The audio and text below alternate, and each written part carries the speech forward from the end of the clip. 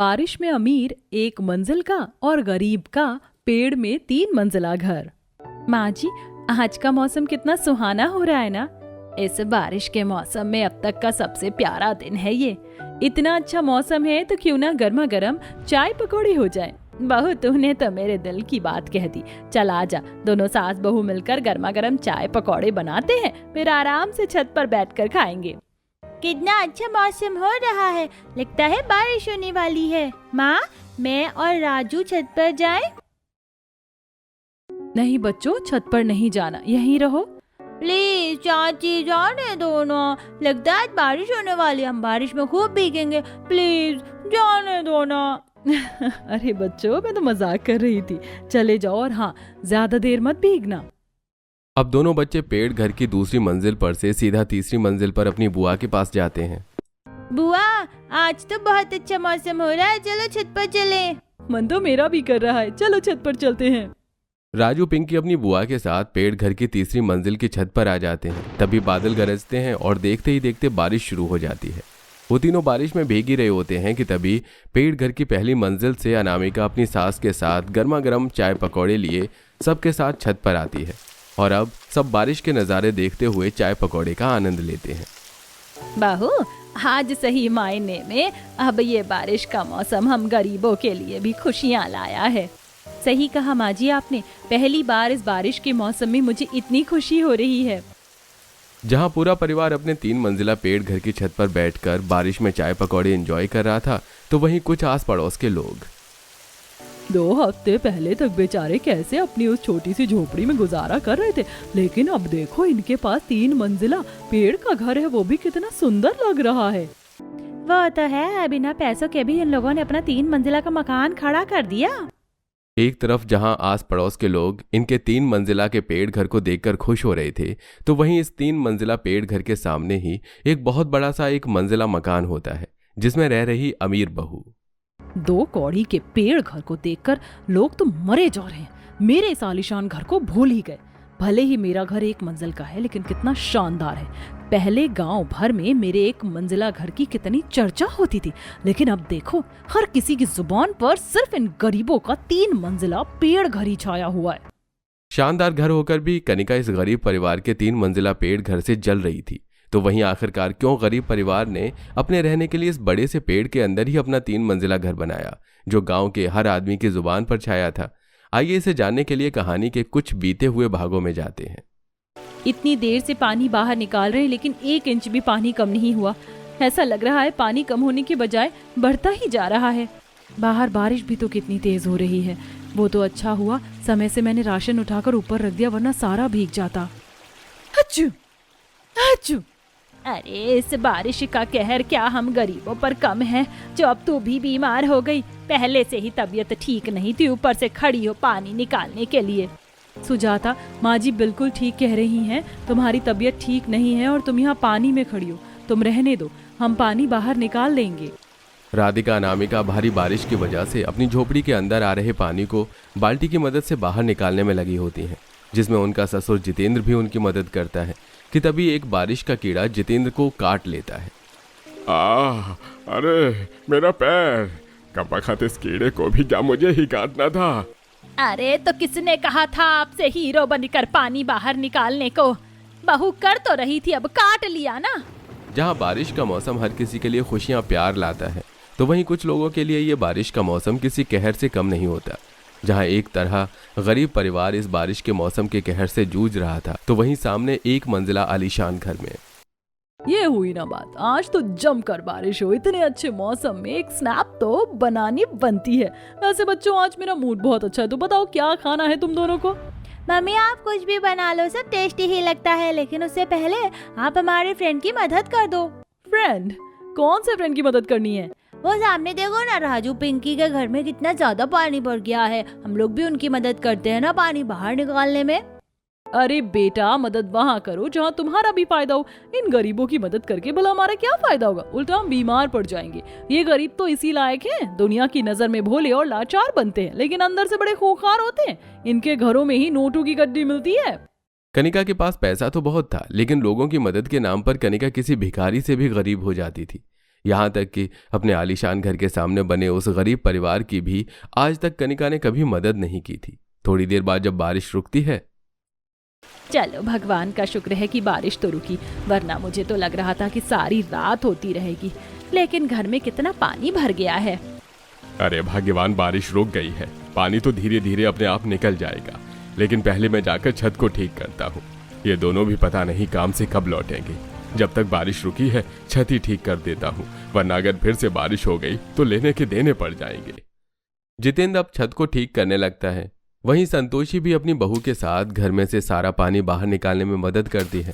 सारा पानी निकाल अनामिका घर में पोछा मार देती है और अब दोनों बहू अपने आंगन में लगे एक बड़े से पेड़ के पास आती हैं। कुछ भी बोलो, कितनी भी भयंकर बारिश क्यों ना हो जाए, लेकिन हमारे इस मजबूत पेड़ को कुछ नहीं होता। होगा भी कैसे, कितने सालों पुराना पेड़ है ये हमारे आंगन का। गर्मियों में इसी की छांव में तो बैठते हैं हम सब। तुम लोगों को तो इस पेड़ को देखते हुए सिर्फ कुछ साल हुए, लेकिन जब मैं इस घर में बहू बनकर आई थी ना, तब से इस पेड़ को देख रही हूँ। यहाँ आसपास जितने भी पेड़ हैं ना, उससे लाख गुना ज्यादा मजबूत है हमारा ये पेड़। बड़ा होने के साथ साथ कितना ज्यादा चौड़ा है, ऐसा लगता है कि हमारा पूरा परिवार इसके अंदर आराम से रह सकता है। माँ जी आप भी ना, भला कोई पेड़ के अंदर क्यों रहेगा। अब तीनों सास बहू आंगन की सफाई कर रही होती हैं कि तभी एक मंजिला घर की बालकनी में खड़े होकर कनिका, अरे रत्ती भर बारिश में ही तुम्हारे घर में तो बाढ़ आ गई।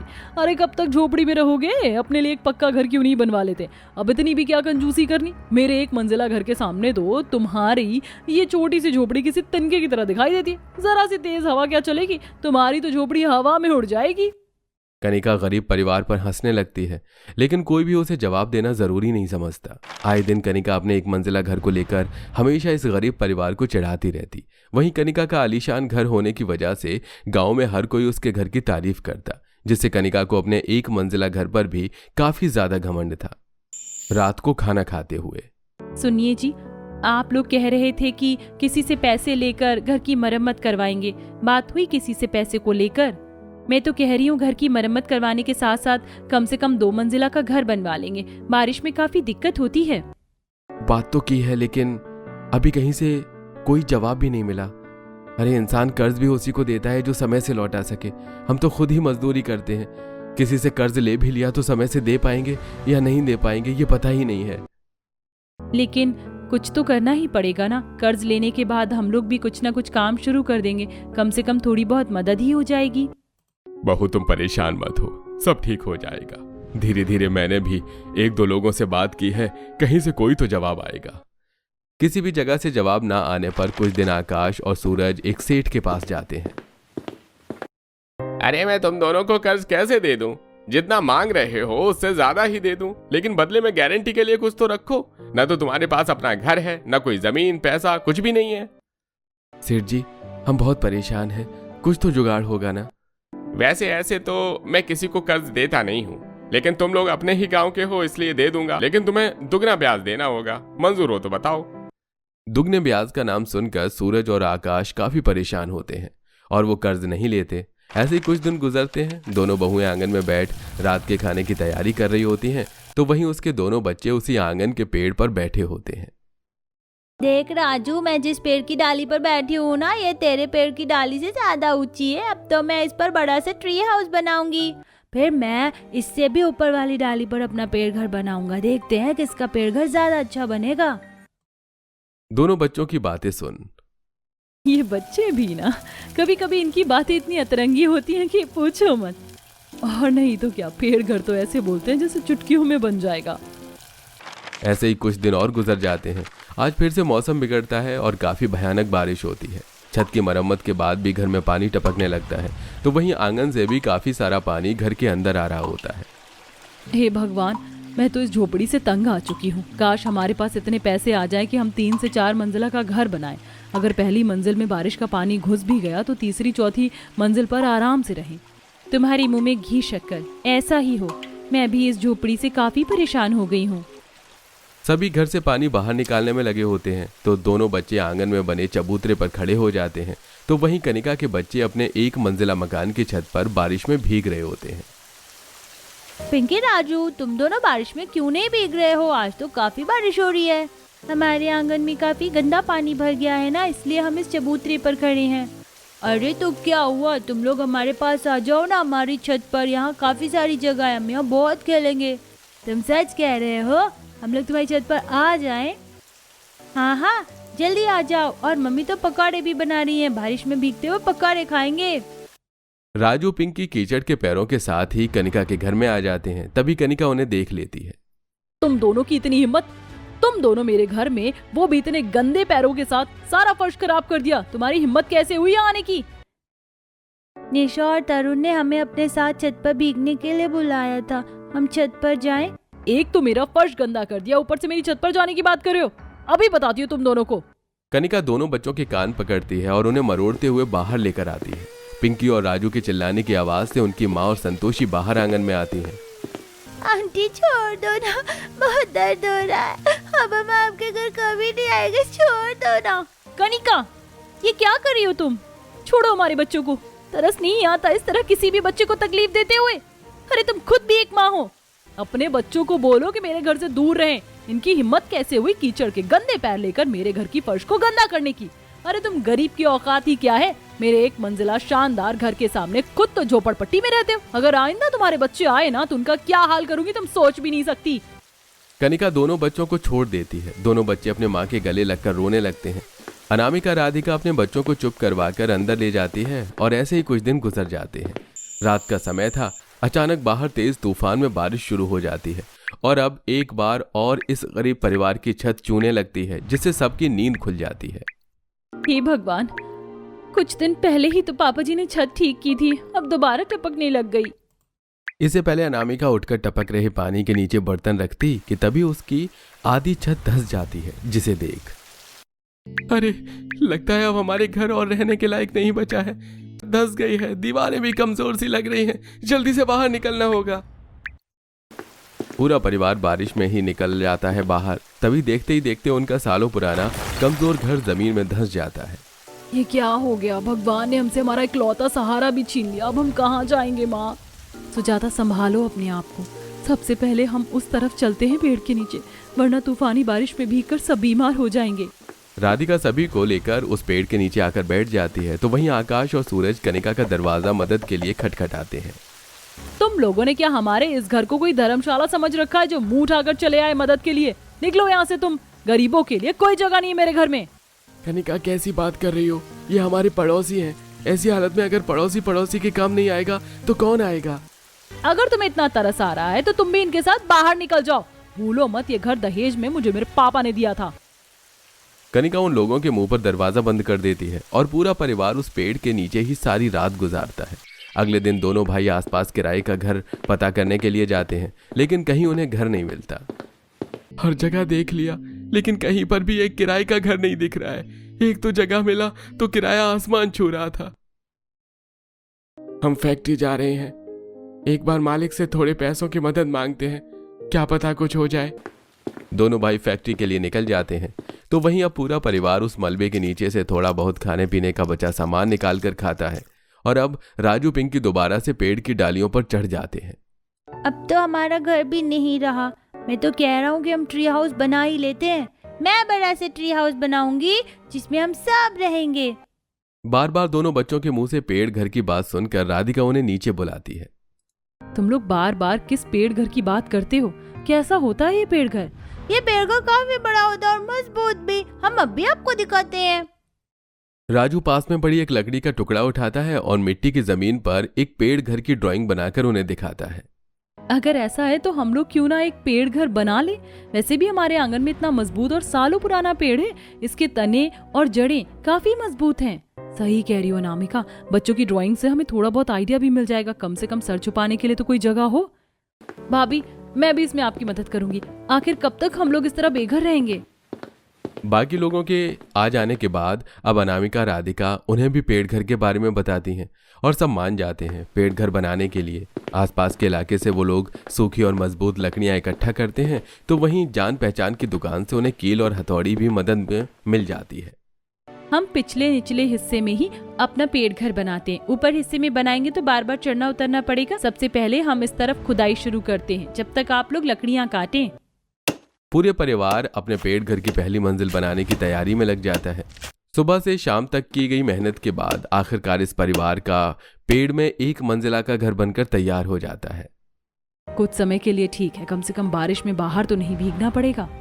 3 से 4 दिन अपने पेड़ घर में पूरा परिवार आराम से रह रहा था, लेकिन देर तक तेज बारिश होती है तो उनकी पेड़ घर की पहली मंजिल के अंदर पानी आने लगता है। अरे फिर से वही परेशानी हो गई माँ, तेज बारिश की वजह से पानी भरता ही जा रहा है। पता नहीं ये परेशानी कब हमारा पीछा छोड़ेगी। अपने पेड़ घर की पहली मंजिल के अंदर से भी इस बारिश का पानी बाहर निकालने में सब लगे हुए थे। ये देख कनिका, तुम लोगों को क्या लगा पंछियों की तरह इस पेड़ के अंदर रहोगे तो बारिश से बच जाओगे? और बारिश के कीड़े मकोड़े हो तुम, जो गंदगी में ही रहते हो और मर जाते हो। एक बार फिर कनिका फिर उस गरीब परिवार का मजाक उड़ाती है। तो वहीं जब कुछ देर बाद बारिश रुकती है तो हमारे पेड़ में किसी चीज की कमी नहीं है, बस तेज बारिश की वजह से नीचे की तरफ पानी भरने लगा था। अगर हम एक और मंजिल बना लेते तो जब भी तेज बारिश होगी हम ऊपर ही मंजिल पर जाकर रह सकते हैं। इससे हम दोनों मंजिल पर रह सकते हैं और हमारे पास रहने के लिए जगह भी काफी होगी। अनामिका और राधिका की बात सभी को ठीक लगती है। 1-2 दिन की और लगातार मेहनत के बाद उनका 2 मंजिला घर तैयार हो जाता है। अगर हमने 2 मंजिला बना ही लिए हैं तो क्यों ना एक मंजिल और बना ले।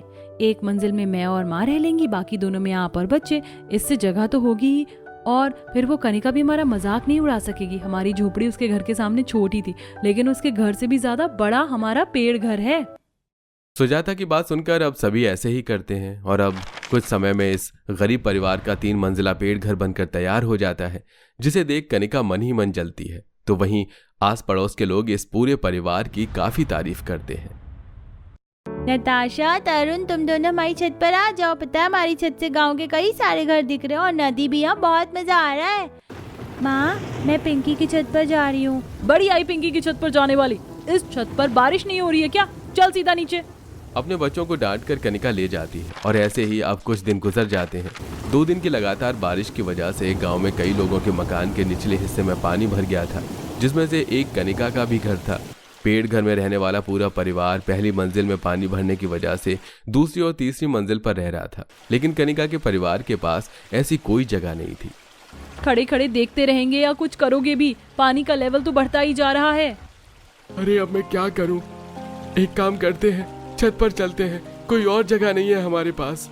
विनोद अपने पूरे परिवार को लेकर छत पर आ जाता है, लेकिन छत पर भी मूसलाधार बारिश हो रही थी। कनिका, विनोद और दोनों मासूम बच्चों को इस तरह बारिश में भीगता देख अपनी पेड़ घर की तीसरी मंजिल पर खड़ी अनामिका, भाई साहब, आप लोग बच्चों को लेकर यहाँ हमारे घर में आ जाइए। सुनने में आया है कि बारिश कई घंटे और होती रहेगी। कब तक इस तरह छत पर बारिश में भीगते रहेंगे?